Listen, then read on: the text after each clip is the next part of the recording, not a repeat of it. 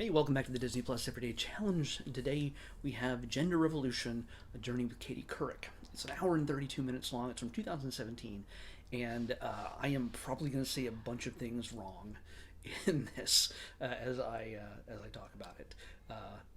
I'm still learning myself about a number of these aspects about gender identity, and as I am, so was Katie Couric throughout this. She does not even presume to be an expert, as I do not, about these things. She is there to learn. She's talking to the people who are fully invested in this because it's their lives.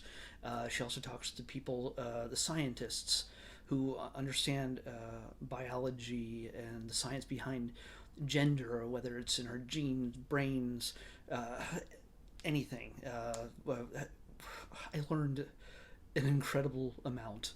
Hopefully, I can retain it all. I kind of wanted to watch it again just to fully grasp so much of what is underneath this gender revolution. This understand that the idea of a person um, not identifying as their gender assigned at birth is not a new concept. It's existed for thousands of years since humanity has probably ever existed. Maybe not so much when we were just grunting savages and banging sticks and rocks together, and we were just mating because, well, you know, we didn't have words for such things as male and female or any other gender. Um, we these things have been always there, but only now, in these last few years, have things become a little bit more open and giving people a little bit more courage and a little bit more feeling of safety to come out and be who they are, rather than who they were assigned to be at birth. And a lot of this comes from the idea of intersex uh, people born uh, with both male and female characteristics uh, at birth, and then suddenly given surgery at a certain point, sometime after birth or at birth, right after birth, decided by the doctors.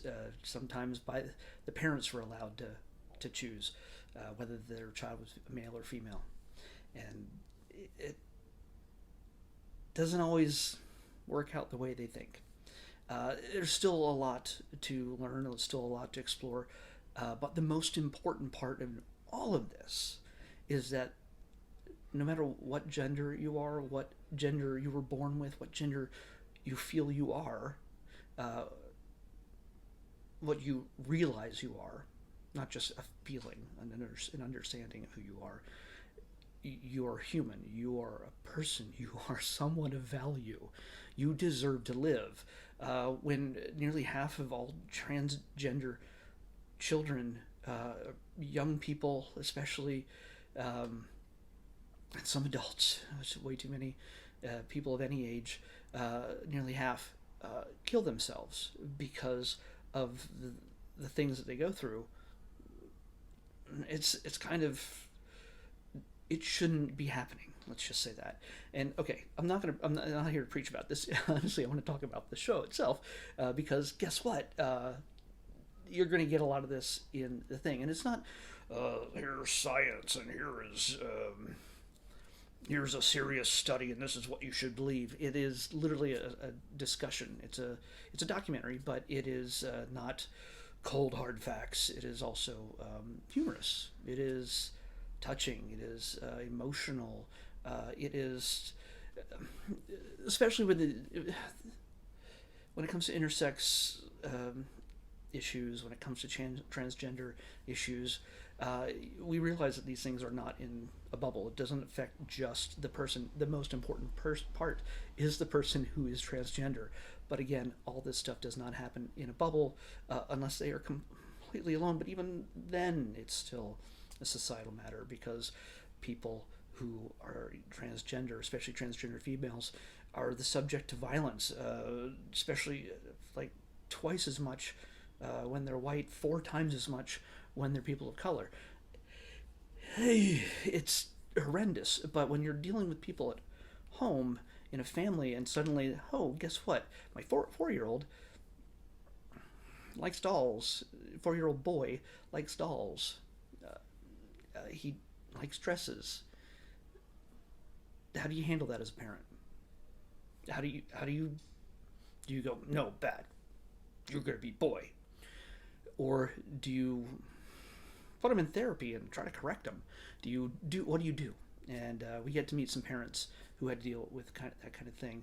We get to meet a woman who's like a manager here in Los Angeles and El Pollo Loco, and nearly a third of her staff is transgender, because a lot of people discriminate. A lot of states don't have a discrimination, an anti-discrimination law regarding transgender people. A number of states do not. In fact, I think most of them do not. But here in California, that is not the case. So there's a woman who is actually transgender, hires transgender workers, and at El Pollo Loco in Central LA, and it's kind of great that these women are happy, as much as anybody can be. But they're happy. They're employed. They do good work, and they say a lot of them actually move onto management because people treat them with respect, and that they're not less than human, that they're not deserving of anything that any other person is deserving of. So there's so many other great stories. There's many stories throughout this. It starts with a lot of science. It delves into a lot of stuff with different people, different families. There's a couple in here where this man grew up, was a boy, always felt as he was a woman, but was pretty much shut down. And he's 70 or something like that in this. But he married a woman. He fell in love with this woman. It's not a matter of whether he was gay or anything else. He fell in love with this woman, and they stayed. They're married, and he then realized at one point he's just like, "Honey, I got to tell you this. I'm a woman. That's who I am." And the miraculous thing now. She thought he was going to say, "Oh, I had an affair," or "I did something," the kind of things that would 100% end a marriage. And in many cases also, if suddenly your husband goes, "Hey, by the way, I'm a woman," would shut down any marriage. And it didn't in this case. They're still married. And even though he is a woman now, she's not gay, she's not into women, but they are still very much in love. And that love does not change because of their gender.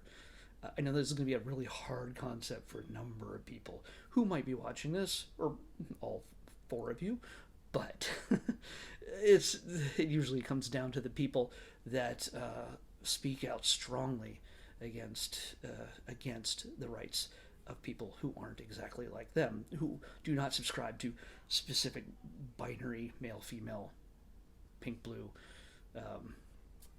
kind of rules that they have grown up with or have been taught, whether through religion or just society or family or everything else. Some people are pressured. I mean, honestly, the reason why people kill themselves is the idea that they are forced in many ways. They feel that they would not be loved, that they would lose everything, that it would be the end of the world if they suddenly came out as who they were. And it's... those people aren't given a whole lot of voice in this, which is great, because we're not talking about an argument here. We're not. There's a scene that has to deal with the North Carolina bathroom laws, which we all heard about not too long ago. Those kind of things centered around a girl who became a boy named Gavin, and Gavin was just using the restrooms as a boy would. Uh, and then suddenly somebody got their knickers in a twist and got really pissed off and decided this is evil. And it's just usually religious nut jobs who decide that they need to stand up against injustices that do not exist. So the fact that Gavin got to speak on behalf of himself, whew, was a humongous moment for him at age 15. And trust me, it made the boys feel uncomfortable. That's the fear that maybe the former girl might be in there to check out some penises. Half those boys are showing their dicks on social media or whatever half the time, or so whatever, just dating apps, just being creeps, texting, whatever. They're doing that crap all the time anyway. So they're not afraid of some girl who's now a boy looking at their penises while they're taking a whiz. That's not a thing. It's, trust me, they don't care. If it makes them feel uncomfortable, boo-hoo. And this actually took place just before they were supposed to see this at the Supreme Court level, but it was rejected. So I don't know what happened since then. Things may have gotten better or worse. I totally forgot to follow up on that, but literally when I jump on these things, I jump on them, like I record this like literally minutes after watching it, so it's still fresh in my mind.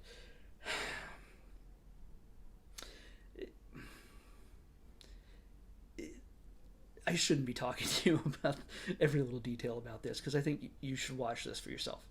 If you are curious, if you're angry, if you're confused about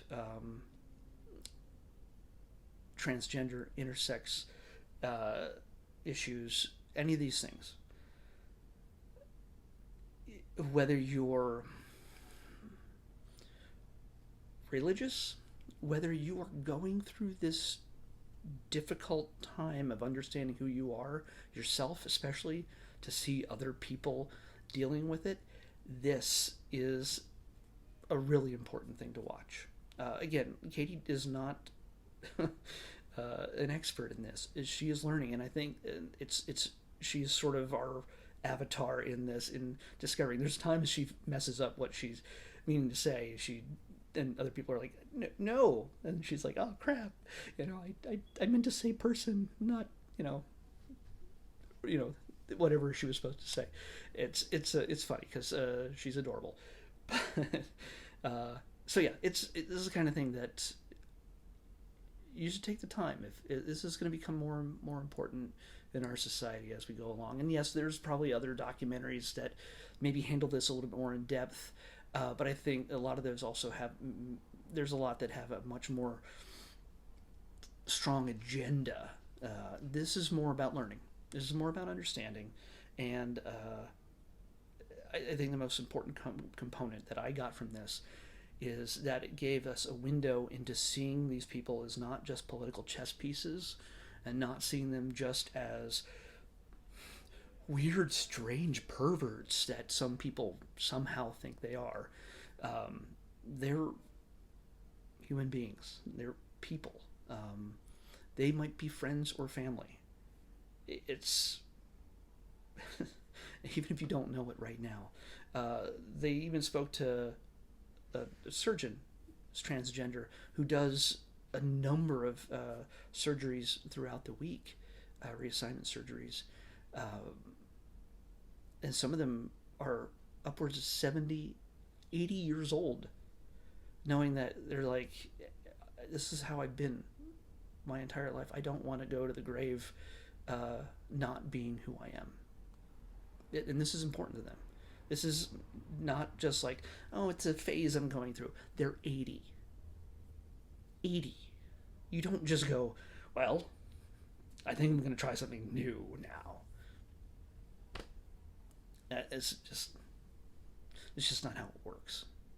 Let me check my notes here, because I did take notes for this, because I usually, like I said, I've said this before, but usually I watch a lot of this Disney stuff as I'm maybe tapping away at the computer, and I usually, watch it in the background, and then I get distracted and I just totally focus on this. Well, I did tiny little bit of stuff, and then I'm just like, hold on, I need to rewind this. So it took longer to watch this than I thought because I wanted to make sure I understood what was going on, and I took notes as well.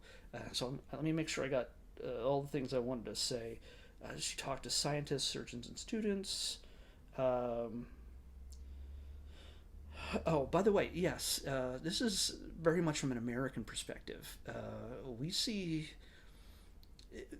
America and America-like societies, English-speaking societies. I mean, well, I shouldn't say English-speaking societies, but American. This is very much an American kind of thing. There are other cultures around the world that don't see sexuality or gender, I should say, two different things, as binary. They don't see it as male or female. In Samoa, there is literally a third gender in a sense, where and this is something that's important to their culture. It's to better explain it. It's men who dress as women, but are, and it's not a transvestite thing. It's fully a part of their culture. The same thing with gosh, where are my notes? Come on. It's also such thing as in India and in Mexico. There's also a number. I think it's a third gender or maybe more, but at least a third gender that that's actually, again, very much a part of their culture. That they actually there's a day to celebrate this. Mexicans love parties. That's not racist. That is just a fact. They do love parties and they do it well. So, and also, I mean, actually going back really far, in ancient times, again, like I said earlier, this is not just a hey, let's try new things. It's a ancient thing. In the Talmud, in the Jewish Bible, the Talmud speaks of 6 genders. There's at least 6 genders spoken of, and it's not fully understood how those genders are defined. But there's people who know much more about this than I do, and they didn't really spend a lot of time on it in this documentary. But it's something that if you feel like you need to research, do so. It's, again, this is a conversation. This is about learning, and this is about understanding. And if this does nothing else for you, it will take you off of. Hopefully, will dissuade you from being a person who stands against people being who they are, especially if you have no investment whatsoever in their lives, whatsoever, and you decide that, hey, let me just create some laws, or let me fight for laws that take away the rights and freedoms of other people because they're different, because you think they should be a certain way, because your God or your belief that God says they should be a certain way. Well, guess what? We don't need you. Let's just say that you're not needed. Hopefully this will change it from that perspective to someone who cares for other human beings and supports them.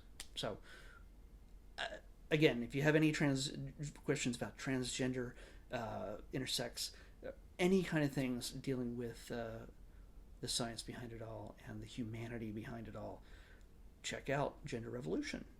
It's a few years old. It's got 4 years old, but I think you could learn a lot, as I did. I'm sure there's a whole lot more I could learn, but treat people like human beings. Okay? No matter what. Let's pick tomorrow's episode. 538. 538. This one was a long one, man. 538. Hey! We're going to go from a little bit more intense, We just had 537 not too long ago. Yeah, I was in the Incredible Dr. Pol. 538, though, is something a little lighter, but more fun. And it's one of my favorite movies of all time from Pixar. It's The Incredibles. All right. Let's check out The Incredibles. Revisit that Pixar classic. On the Disney Plus Everyday Challenge. The Incredibles. See you back here tomorrow.